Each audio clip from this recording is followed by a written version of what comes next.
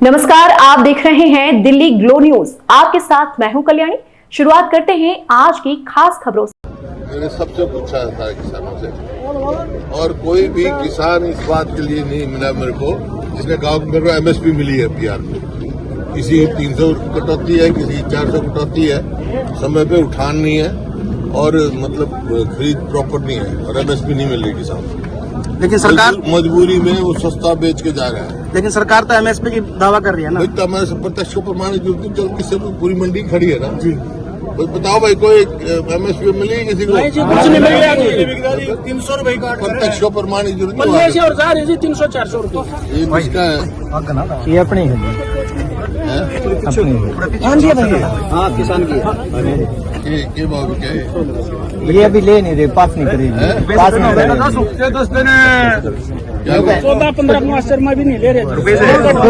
300-400 रुपए कट है। 300-400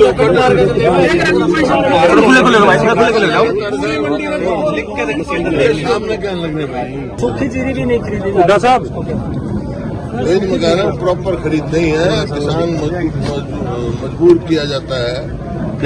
आईडी थोड़ी चल कहीं 300 का कट है, कहीं 400 का कट है, और फिर उठान समय पे नहीं है, प्रॉपर उठान नहीं है। अभी गोहाना गया और मंडियों में गया, कहीं भी एमएसपी नहीं मिल रहा। किसी कहीं 300 की कटौती, कहीं 400 की कटौती, तो परेशान है किसान और उठान नहीं हो रहा, और फिर लिफ्टिंग नहीं बाद में, ट्रांसपोर्टेशन नहीं होती।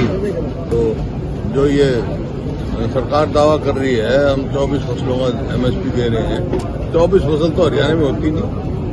इनका दावा था 2022 तक हम किसान की आमदनी दुगनी करेंगे। दुगनी तो करी नहीं, आमदनी तो लागत कई गुना कर दी। आज खाद के लिए किसान मारा फिर रहा है, उसके साथ और दवाई लगा देते हैं। मतलब परेशान अभी किसान मिला था मेरे को, किसान को खाद नहीं मिलता, तो किसान परेशानी है और हरियाणा में एमएसपी नहीं मिल रहा है। अनाज मंडियों में फसलों की कहीं न कहीं बर्बादी देखने को मिल रही है। कल भी एक मामला सामने आया, अभी ऑफिसर अच्छी तरह ध्यान नहीं कर, फसल की रख रखाव नहीं कर पा रहे कहीं न कहीं व्यवस्था में। जो मामला सामने आया कुरुक्षेत्र की तरह, क्या हाँ वहाँ तिरपाल भी नहीं है, बारिश अब के लंबी बारिश हुई है, फ्लड आया है, तो किसान का बड़ा भारी नुकसान हुआ है। यहाँ फ्लड आया, जहाँ नुकसान हुआ खेती का, कहीं कहीं तो 100% नुकसान हो गया।